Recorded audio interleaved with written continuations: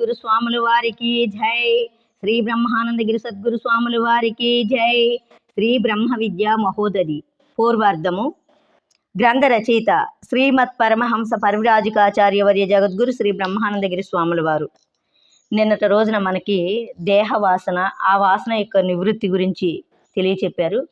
ఎలా అంటే స్థూల దేహమే నేనని, నేను పురుషుడిని, నేను స్త్రీని అనే భావాలు కలిగినటువంటిది దేహవాసనని. అలాగే ఆ వాసనలు నివృత్తి చేసుకోవాలి అంటే సత్పురుషుల సాంగత్యం వలన, ఆ సత్పురుషుల యొక్క స్నేహం వలన, దీని మీద ఉన్నటువంటి ప్రేమ వలన ఎలాగా నివృత్తి అవుతుందో నిన్నటి రోజున మనకి తెలియచెప్పారు. అయితే ఇప్పుడు ఏమంటున్నారంటే, ఈ మలిన వాసనలు కలవని శాస్త్రమునందు చెప్పబడిన కనుక ముముక్షువులు ఆత్మదర్శన ప్రియులే ఉండవలేను. అంటే ముముక్షువులు అంటే మోక్షాన్ని ఎరగాలి, తెలుసుకోవాలి, అంటే ఆ మోక్షాన్ని పొందాలి అనే వాళ్ళు ఎవరైతే ఉన్నారో అటువంటి మహాత్ములు ఇలాగా ఆత్మ దర్శన ప్రియులై ఉండాలి, అంటే ఆత్మని దర్శించాలి అనే అభిలాషతో ఉండాలి అని చెప్పారు. ఇక దేహ అభిమానులు పామును చూసి భయమును పొందినట్లు ముముక్షువు జన సమూహమును చూసి భయమును పొందవలేను. అంటే దేహం మీద అభిమానం కలిగినటువంటి వారు ఏం చేస్తారు? పామును చూడగానే అమ్మో అది నన్ను గరిచేద్దామో, నేను చచ్చిపోతానేమో అని భయం వస్తుంది. అలాగా మోక్షం కావాలి, మోక్షాన్ని తెలుసుకోవాలనేటువంటి ముముక్షువులు ఎలా ఉండాలంటే, ఈ పామును చూసి ఇతరత్ర మనిషి ఎలాగైతే భయపడ్డాడో జన సమూహంలో ఉన్నటువంటి ముముక్షువు కూడా జనాలను చూసి అలా భయపడాలి. అలాగే లోకులు నరకమునకు భయపడినట్లు, ఇప్పుడు ఎవరైనా పామరజనులైనా ఏదన్నా దేనివలన ప్రమాదం ముంచుకొస్తుందంటే భయమా కాదా? అలాగే ముముక్షువు సన్మానమునకు భయపడవలేను. సన్మానం అంటే ఇప్పుడు మోక్షాన్ని ఎరిగినటువంటి వాడు, ఆత్మని తెలుసుకొని అంతటి జ్ఞానాన్ని వివేక జ్ఞానంతో ఉన్నటువంటి వాడికి వీళ్ళందరూ నువ్వు అంత గొప్ప, నువ్వు ఎంత గొప్ప అని పొగుడుతూ ఉంటే ఆ పొగడుతులే ఆయన్ని పాడు చేస్తాయి. తెలుసుకున్న జ్ఞానం అంతా కింద పడిపోతుంది. అందువల్ల అలాంటి ముముక్షువు ఈ జన సమూహానికి సన్మానానికి భయపడాలట. అలాగే ప్రజలు మృత శరీరమును చూసి భయమును పొందినట్లు, శవాన్ని చూస్తే జనాలే అమ్మో అప్పుడు దాకా మనలో తిరిగినప్పటికీ అది శవం అయితేప్పటికీ వాళ్ళని చూసి పారిపోతాం. అలాగా ముముక్షువు స్త్రీలను చూసి భయమని పొందవలేను. అంటే స్త్రీ శరీరం శవం లాంటిదంట. ఈ ప్రపంచంలో ఉన్న పామరజనులు శవాన్ని చూసి ఎంత భయమని పొందుతారో, ఈ మోక్షాన్ని పొందినటువంటి మహాత్ముడు కూడా స్త్రీని చూసి ఆ శవంలాగా భావించి అంత భయపడాలట. చూడండి స్త్రీని ఎంత అంధకారంగా వర్ణించాడు. ఇక ఇట్టి వాణిని దేవతలు బ్రహ్మ జిజ్ఞాసువుగా చెప్పుదురని భారతమునందు కలదు. అంటే భారతం గ్రంథంలోని ఇది రాసి ఉన్నదని చెప్పి శిష్యుడికి చెప్తున్నాడు. కనుక ముముక్షువులు విషయ ఆసక్తుల సంగమమును సర్వ విధముల పరిత్యజింపవలేను. అంటే ఈ మోక్షాన్ని పొందినటువంటి మహాత్ములు ఈ లోక విషయాలని, అలాగే లోక విషయాలతో కూడుకున్నటువంటి సంబంధ విషయాలను కూడాను సర్వాన్ని పరిత్యజించాలి, అంటే విడిచిపెట్టాలి. ఇక ఇంద్రియములను విషయములు యందు ప్రవర్తింపనీయరాదు. అంటే ఈ ఇంద్రియాలు ఎలా? జ్ఞానేంద్రియాలు, ఇది కన్ను, ముక్కు, చెవి, చర్మము, నాలుక, ఈ 5 ఇంద్రియాలని కూడాను బయటి విషయాలకు పోనివ్వరాదు. చెవి ఏం చేస్తే శబ్దానికి తిరుగుద్ది, చర్మం ఏం చేస్తే స్పర్శానికి ఎగబడుతూ ఉంటుంది, అలాగే ముక్కు ఏం చేస్తే సుగంధమో దుర్గంధమో వాసనలకి ఎగబడుతూ ఉంటుంది, నాలుక అనేక రుచులకి ఎగబడుతూ ఉంటుంది. ఇవన్నీ ఎక్కడ లోపల ఉన్నాయా? బయటే ఉన్నాయి. అందుకని ఈ భోగ విషయములందు ఈ ఇంద్రియాలని పోనేయకోకుండా అరికట్టుకోవాలంటున్నాడు. అరికట్టాలి అంటే ఇది విచారణ చెయ్యాలి. ముముక్షమైనటువంటి వాడు బాహ్య విషయాల యందు పోనివ్వరాదు. అలాగే అంతరేంద్రియాలని బయటికి పోనేక బాహ్యేంద్రియాలని బయట విడిచిపెట్టుకోకుండా లోపలికి త్రిప్పుకోవాలన్నమాట. అంటే ఈ జ్ఞాన జిజ్ఞాసు ఎవరికైతే ఉంటుందో వాళ్ళు ఈ విషయ సంగమనందు కూడిక లేకుండా ఉంటారు కనుక అన్నిటినీ కూడాను పరిత్యజింపాలి అన్నాడు. ఇంద్రియముల విషయమందు ప్రవర్తింపనీయరాదు, మనసు విషయములను చింతించరాదు. ఈ మనసు ఏం చేద్ది? ఇప్పుడు అంతరేంద్రియాలు ఉన్నాయి, మనసు, బుద్ధి, చిత్తం, అహంకారం. ఈ మనసు ఏం చేద్ది? సంకల్ప వికల్పలను దాని పని. ఈ ఎక్కడన్నా ఈ చెబుతో విన్నదంటే వాళ్ళ ఇంట్లో దూరిపోయి అక్కడ ఏం జరుగుతుందని ఈ మనసుకే ఆలోచన కావాలి.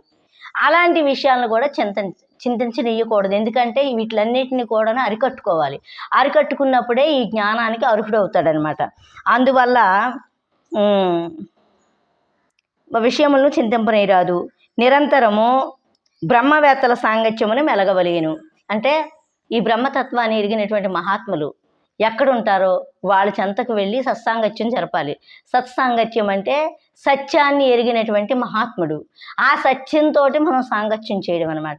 మరి ఇక్కడ సత్యం కావాలనే కదా జ్ఞానాన్ని నేర్చుకోవాలని అనుకున్నప్పుడు మరి ఆ సత్సాంగత్యం చేయాలంటే ఆ సత్యాన్ని ఎరిగినటువంటి బ్రహ్మవేత్తలు ఎక్కడున్నారో వాళ్ళ పొడ ఎక్కడ ఉన్నదో తెలుసుకొని వాళ్ళ దగ్గరికి వెళ్ళి తెలుసుకోవాలని చెప్తున్నాడు. దుర్దిన సాంగత్యం సర్వదా విడవలేను. ఈ బ్రహ్మజ్ఞానానికి మనం వెళ్ళాలి, బ్రహ్మజ్ఞానాన్ని తెలుసుకోవాలనుకున్నప్పుడు బాహ్య విషయాదులు యందు మనసును పోనివ్వక ఎక్కడికక్కడ ఈ చెట్ల కింద మీటింగ్లో, రోడ్ల మీద మీటింగ్లు పెడతాం, అలాంటివి ఏమీ లేకోకుండా వాటిలన్నిటిని కూడా విడిచిపెట్టాలంటున్నాడు. దుర్జన సాంగత్యం అంటే అదే. బయటికి వెళ్ళి నలుగురిలో కూర్చున్నాం అనుకో, ఈ బ్రహ్మజ్ఞానం కాస్త ఎగిరిపోద్ది. ఆ ఎమ్మలాగా, ఈ ఎమ్మలాగా, అది ఎలాగా, ఇది ఎలాగా, ఈ ఇంద్రియాలను ఎంత అరికెట్టినప్పటికీ కూడా ఈ దుర్దిన సాంగత్యం కూడాను అక్కడికే తీసుకెళ్ళుద్ది. అందువల్ల బ్రహ్మ సాంగత్యం తప్పితే దుర్దిన సాంగత్యం ఉండకూడదు అంటున్నాడు. ఇక ముముక్షువులు మహాపురుషుల సేవ మోక్షమునకు సాధనమగుననియు, విషయలంపుటల సంగము నరక ప్రాప్తికి హేతువని పండితులు చెప్పుచున్నారు. అంతే కదా. ఇప్పుడు ముముక్షులు సేవ, మోక్షాన్ని తెలుసుకోవాలి, నాకు మోక్షం కావాలి, నేను జ్ఞానాన్ని ఎరగాలని అనుకున్నటువంటి వారు ఏం చేయాలి? ఎవరైతే మమాత్మ సర్వభూతాత్మ అని ఎరిగినటువంటి బ్రహ్మవేత్తలు ఉన్నారో వాళ్ళ సేవ చెయ్యాలి. అంతే కదా. ఇప్పుడు నువ్వు ఇక్కడ జ్ఞానాన్ని నేర్చుకోవాలనుకొని విగ్రహారాధన చేస్తే నీకు అక్కడ అది దొరకదు. నువ్వు ఎవరైతే జ్ఞానం నేర్పుతారో వాళ్ళకెళ్ళి సేవ చేస్తే నీకు అది దొరుకుద్ది అక్కడ. అర్థమైందా? అందుకని ముముక్షువులైనటువంటి మహాపురుషులు సేవ మోక్ష సాధనకు హేతువు. అంటే మోక్షాన్ని ప్రసాదించుద్ది వాళ్ళ సేవ.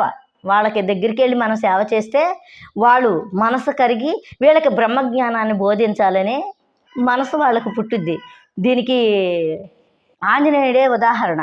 ఆ అమ్మవారిని రాముడిని ఇద్దరిని కలిపినందుకు అందరిలాగా నశించిపోయే వస్తువులు ఇస్తే ఏం ప్రయోజనం చేత ఆంజనేయుడికి ఎప్పటికీ నశించినటువంటి బహుమానం ఇవ్వాలి అని అంటే ఏంటనంటే బ్రహ్మ విద్య నేర్పుదామని చెప్పి జ్ఞానాన్ని నేర్పుతారనమాట.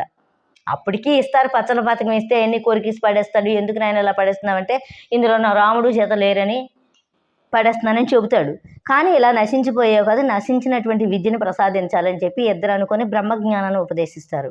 అలా బ్రహ్మజ్ఞానాన్ని ఉపదేశించాలని కోరిక ఎందుకు పుట్టింది? ఆయన చేసిన సేవకి. రాముణ్ణి ఎంత బాగా పూజిస్తాడు ఆంజనేయ స్వామి.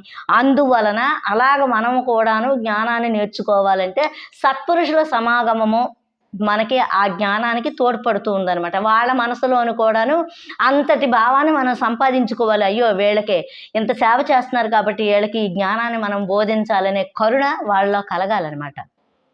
అలాగా మన ప్రవర్తన ఉండాలి.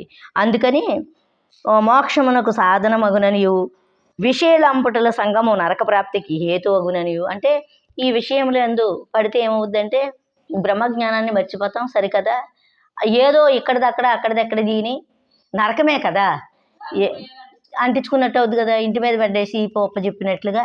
అలా నరక ప్రాప్తికి హేతు అవుతుందని పండితులు చెప్పుచున్నారు. విషయాల వల్ల నరకము, ముముక్షువుల సాంగత్యం వలన అమృతం అనే జ్ఞానం సిద్ధించుద్దని ఆనాడు పండితులు చెప్పారు. ఇక సమచిత్తులు, శాంత స్వభావులను, క్రోధరహితులను, సుహృదయులను, సాధువులను అగువారు మహాపురుషులు అనబడుదురు. సమచిత్తులు అంటే అది మంచి అనరు, ఇది చెడ్డ అనరు. కష్టం వచ్చినా సుఖం వచ్చినా ఒకే రకంగా ఉంటారు. ఇక శాంత స్వభావులను అంటే ఎప్పుడు కూడా అశాంతి అనేది వాళ్ళ దరిదాపుల్లో ఉండదు. ఎందుకంటే వివేక జ్ఞానంతో విచారణ చేసి ఏది మంచో ఏది చెడో తెలుసుకున్న తర్వాత ఆత్మ వస్తువే నేనని ఎరిగిన తర్వాత ఆత్మ కానిది నేనని ఎగబడరు కదా. ఇంకా వాళ్ళకి శాంతం కాకపోతే అశాంతి ఎక్కడుంటుంది. అలాగే అలాంటి శాంత స్వభావులు క్రోధరహితులు అంటే ఇప్పుడు అన్నిటికీ అతీతమైనది ఆత్మ. క్రోధం వచ్చినా, లోభం వచ్చినా, మోహం వచ్చినా, డంబం వచ్చినా, దర్పం వచ్చినా, కామం వచ్చినా, ఏదొచ్చినా కూడా ఈ పంచభూతాత్మకమైన శరీరంతో కూడుకున్న ఇంద్రియాలకే కలుగుతుంది కానీ ఇంద్రియాలకి అతీతమైనటువంటి ఆత్మకి కలగడం లేదు. అందువల్ల ఏంటంటే అక్కడ క్రోధం లేకుండా ఉంటుంది, అది రహితమయ్యే ఉంటుంది కనుక క్రోధరహితులను. సుహృదయులను అంటే ఓర్పుతోటి సమానత్వంతో ఉంటారు కాబట్టి సహృదయులు అనమాట. దేన్నన్నా సహనంతో అర్థం చేసుకున్నటువంటి వారు. సాధువులను అగువారు అంటే ఇలాగ సమచిత్వంతో ఉన్నటువంటి వారు సాధు పొంగవులు అనమాట.